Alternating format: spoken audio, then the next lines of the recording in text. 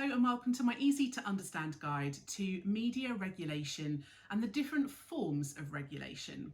Regulation appears as an issue on pretty much every media specification now at both GCSE and A-level, and this is going to be particularly relevant for you though if you are studying CIE Media Studies A-level, so regulation is one of the optional topics on the second exam paper. So in this video I'm going to look at the four main types of media regulation. And you can find these four main types of media regulation across all different countries in the world. The first type of media regulation we're going to look at is independent media regulation by regulatory bodies. A regulatory body is a company that is specifically designed to regulate a particular industry. There are various independent regulatory bodies in the UK. For example, we have PEGI, which regulates video games in the UK. We have the Advertising Standards Authority, which regulates advertising. We have Ofcom, which regulates the TV, radio, mobile phone industry, and now also social media too. And we have the BBFC, who regulate the film industry in the UK. Being independent means that in theory, they should be seen as quite fair and objective in the way that they deal with any investigations, reports or complaints. They have to have clearly set out rules and guidelines for companies about what is and isn't allowed in their industry. These regulatory bodies will carry out investigations when complaints are made, and they will have to provide reports as well, often which us as members of the public can access and read. Each regulatory company has a range of sanctions that they can employ if a company breaks those guidelines. So for example, Ofcom can fine a TV channel that shows content that they're not supposed to. IPSO and Impress are newspaper regulatory bodies, and they can insist that newspapers actually publish public apologies if they publish content that they're not supposed to. Most of these companies don't see the content before it gets released to the public. So for example, the Advertising Standards Authority does not check every advert before it's put out. Ofcom does not check through every TV programme before it's broadcast. However, some of these regulatory companies do check content before it gets released to the public. So for example, the BBFC, the British Board of Film Classification, actually has to or insists on checking every single film that is going to be released in the UK so that it has to get an age certificate before it can go into the cinema or get released on DVD. So some companies might be seen as a bit more effective than others because they can actually stop content getting seen by an audience before it gets released or reviewed or checked. Of course, the internet has caused some problems for these companies. A film that might not have been given the okay by the BBFC might get leaked online on YouTube or on another streaming site or a piracy-based website, and the BBFC can't really do anything about it. An advert that might have been banned by the Advertising Standards Authority from appearing on a TV channel might have been put onto YouTube. And even though the ASA does actually have some powers over YouTube, you guys know that something gets taken down, somebody else just uploads it again. Another alternative type of media regulation is state regulation, and that is where the government of a particular country actually gets involved and controls the media in some way. This is often used in quite a biased manner. So for example, to spread propaganda in support of the government and to spread propaganda that goes against any of their opponents.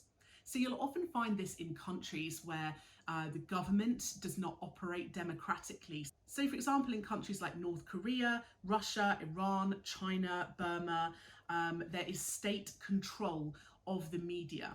North Korea, for example, will use Korean television to promote Korean governmental decisions and to promote the kind of political parties and political leaders. Likewise, Russia will use Russian TV channels, newspapers and networks to promote Putin and the Russian government.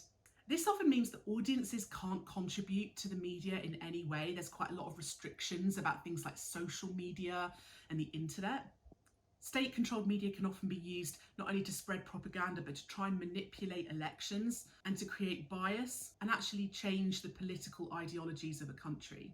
State control can be quite drastic. Some governments have the power to control what's allowed in a newspaper, what's even allowed on TV, what films can and can't be shown.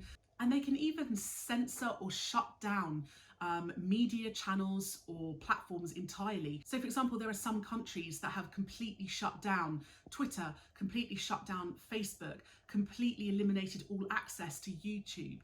And if anyone is found to be going against some of those rules, there's often quite big threats involved in terms of prison sentences or even death. So state regulation of the media can be very effective in terms of it can control massively the media that is put out, but it is definitely not particularly fair or unbiased or objective, and is often used for nefarious political reasons.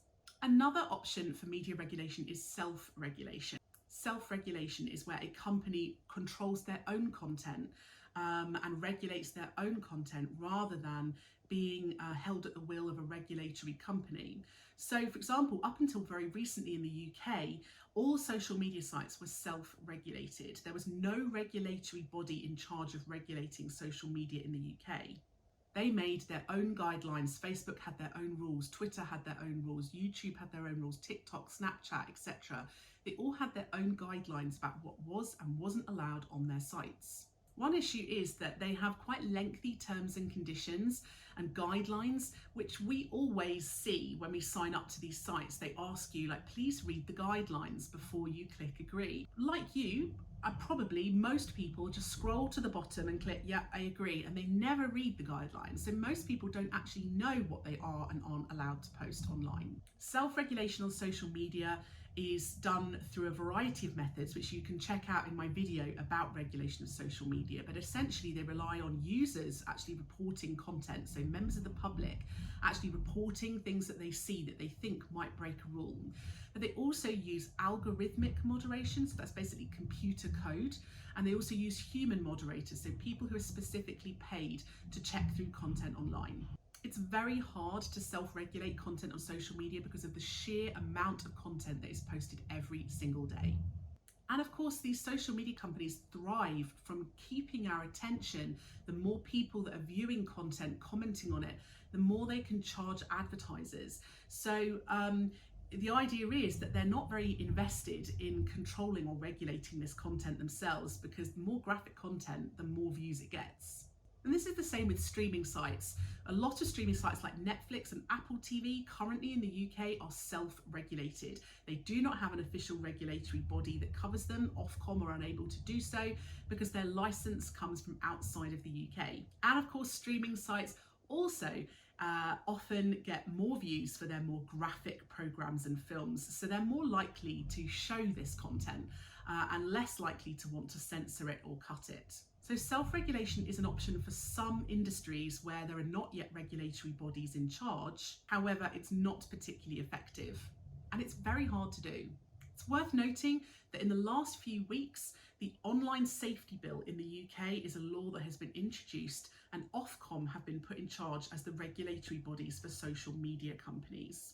The final type of media regulation in the UK is not necessarily an official one, but is one that has become more common in the last few years, and that's audience regulation or cultural regulation.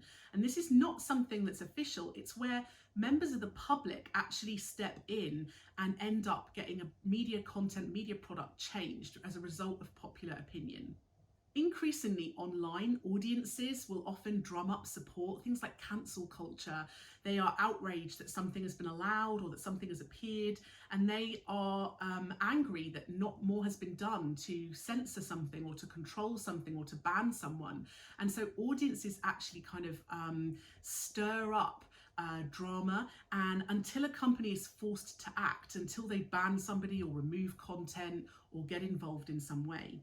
Of course, online this is particularly prevalent because there's so many millions of people using these social media sites that they can complain, they can share their complaints with others, and they can encourage other people to complain too. I've talked in this video about how social media companies, for example, are not that bothered about annoying a regulatory company. They can afford to pay the fine. They want to keep the graphic content on their site, or they want to keep the controversial post on their platform because it gets them more views. But if they start to annoy their audience, and if it starts getting enough attention, in particular public attention, it could cause a bad reputation for them. So some companies have actually acted as a result of audience complaints and audiences trying to force companies to change. So those are the different main types of media regulation available around the world. Don't forget to check out my other videos that are going to be relevant for you about regulation and indeed other issues. And if you've got a video that you would like that I don't already have, drop a little comment below and I'll see what I can do.